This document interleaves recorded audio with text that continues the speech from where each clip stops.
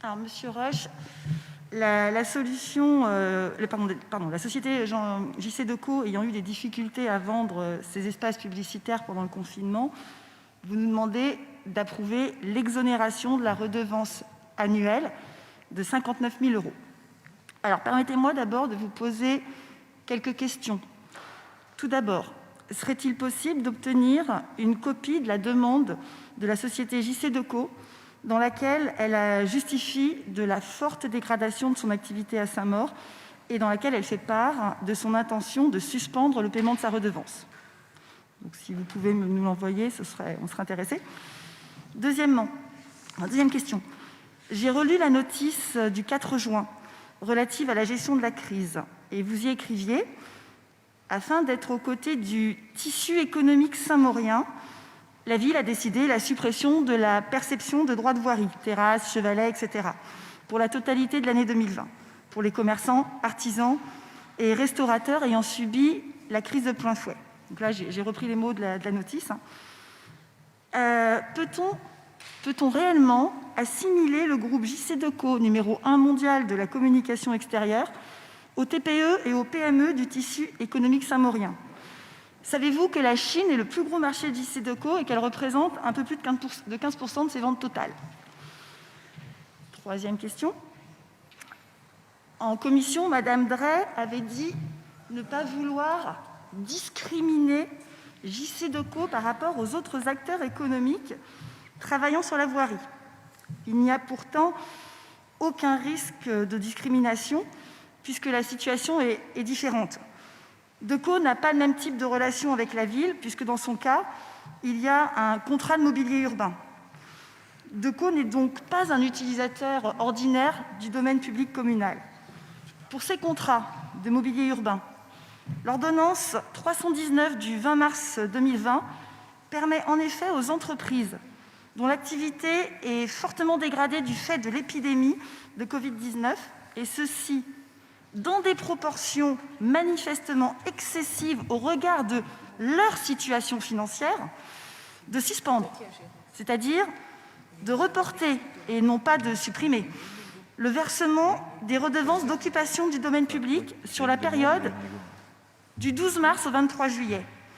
À l'issue de cette suspension, un avenant détermine, le cas échéant, les modifications du contrat apparues nécessaires. Cela ne signifie pas pour autant qu'il s'agisse de prévoir une réduction ou carrément une annulation de la redevance d'occupation du domaine public. Au regard de la situation financière du groupe JC Decaux, est-il réellement nécessaire d'annuler purement et simplement sa redevance de 59 000 € pour toute l'année 2020 ? Dans une conjoncture difficile pour les communes, dans le contexte de la crise, est-il opportun de renoncer à cette recette au profit d'un groupe comme JC Decaux? Avant de vous redonner la parole, Monsieur Roche, je voudrais quand même rassurer les Saint-Mauriens, qui doivent quand même être inquiets, sur la santé financière de JC Decaux. Le rire est facile, Madame Camara. Pour cela, je vais juste reprendre les mots prononcés par Jean-François Decaux, le président du directoire de JC Decaux, à l'occasion de la publication des résultats 2019. JC Decaux, numéro 1 mondial de la communication extérieure, a réalisé en 2019 des résultats records, les meilleurs depuis notre cotation, avec un chiffre d'affaires de 4 milliards d'euros et une marge opérationnelle de 800 millions d'euros. En juillet, donc après le confinement, le même a déclaré, en présentant les résultats du premier semestre, « La performance du groupe a été affectée par la pandémie à partir de mars. Des mesures ont été prises. Nous avons continué à renforcer notre position de leader mondial en finalisant l'acquisition d'une participation dans Clear Media Limited, une entreprise chinoise. Cette décision stratégique permettra au groupe de sortir de cette crise dans une position renforcée, avec notre portefeuille bien diversifié, notre faculté à remporter de nouveaux contrats, la solidité de notre structure financière. Nous considérons que nous sommes bien placés pour bénéficier du rebond. » Voilà, avec de telles déclarations, je vous demande à nouveau s'il est réellement nécessaire que les Saint-Mauriens se montrent généreux en renonçant à une recette au bénéfice d'un acteur manifestement très solide. Voilà. Merci. Merci. Monsieur Rush. Monsieur Rush. Oui, monsieur le maire, merci de me redonner la parole. Je n'ai, pour ma part, pas audité les comptes, de Decaux, et je n'ai pas eu connaissance de leur projection de résultats en fait 2020. Mais bon, C'est facile, c'est sur Internet. Ah, oui, bien sûr. Communication investisseur. Personnellement, je n'ai pas fait de recherche. Je crois qu'il y a différentes choses. D'abord, une demande a été faite par JC Decaux, donc nous vous communiquerons le contenu en fait de cette demande. D'autre part, il y a eu une négociation. L'autre point, je crois que nous l'avions abordé en fait aux commissions, JC Decaux est un prestataire, mais vous savez également qu'il fait appel à de la main-d'œuvre, qui est de la main-d'œuvre plus ou moins qualifiée et qui est impactée en fait aujourd'hui par la crise du Covid et le manque d'annonceurs qu'a Decaux aujourd'hui, parce que je peux dire que même sur la place de Saint-Maur, ils ont aujourd'hui nettement moins d'annonceurs et à des conditions très différentes par rapport à ce qu'était la situation avant le Covid.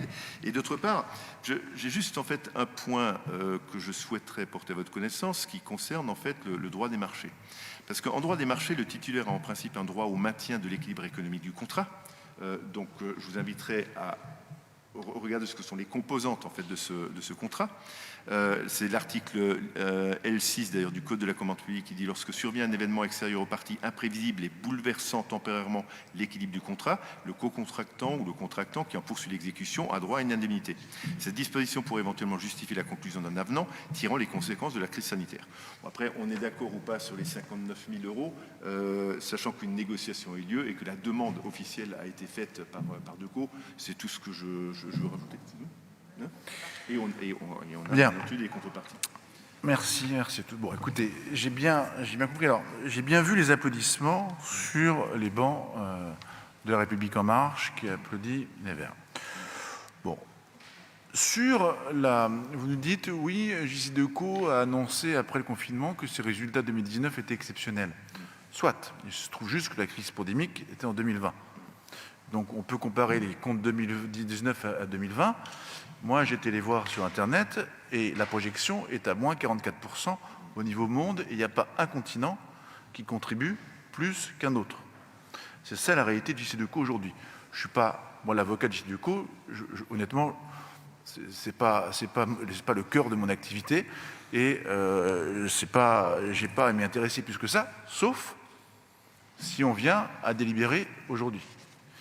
Donc, si on considère l'année 2020, l'année 2020 n'est pas celle de 2019 que vous venez de rappeler. Vous avez rappelé des chiffres de 2019. Les chiffres de l'entreprise Decaux en 2020, c'est moins 44% de chiffre d'affaires sur l'ensemble des continents. Il n'y a pas un continent, chinois, nord-américain, qui vient contrebalancer. Ça, c'est la première chose. Et donc, je ne peux pas, pour raisonner sur cette délibération, raisonner sur des comptes de 2019. Je suis obligé de raisonner sur les comptes de 2020. La deuxième chose, j'ai entendu les applaudissements de la République En Marche portant sur ce qui vient d'être dit, notamment, c'est est-ce qu'on peut, finalement, aider des sociétés en bonne santé. Mais je vous rappelle que le PGE, il est pour l'entreprise de bonne santé. Si vous allez voir votre banquier, c'est parce que c'est en bonne santé. Donc, ce que je fais, c'est ce que la République En Marche fait. Donc, essayez d'être cohérent, au moins dans vos... Mais ceci dit, je comprends que vous soyez très attentif et impatient de planter une banderille dans les décisions du maire. Ensuite, pardonnez-moi, le PGE n'est pas accordé à tout le monde. Il est accordé à des entreprises qui sont capables de le supporter, donc en bonne santé. Bien sûr qu'il faudrait qu'ils remboursent. Ben, c'est pas tout à fait exact.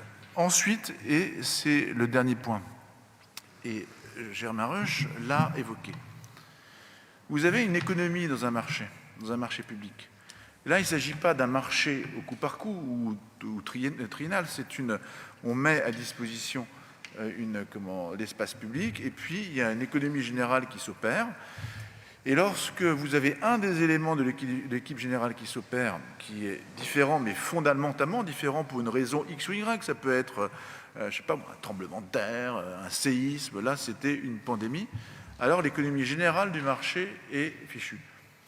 Aujourd'hui, la réalité, c'est que les recettes publicitaires de Decaux sur Saint-Maur, sur le mobilier saint-maurien, de toute manière, ne génèrent rien. C'est ça la réalité.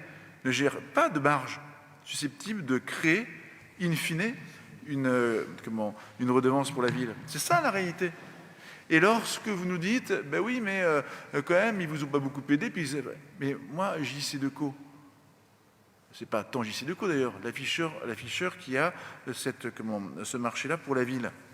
Pendant la crise du Covid, lorsque les faces étaient vides, à mon avis, elles ont été remplies comment les faces? Par nous. C'est-à-dire parce que nous souhaitions communiquer dans le cadre du Covid. C'est comme ça que ça s'est passé.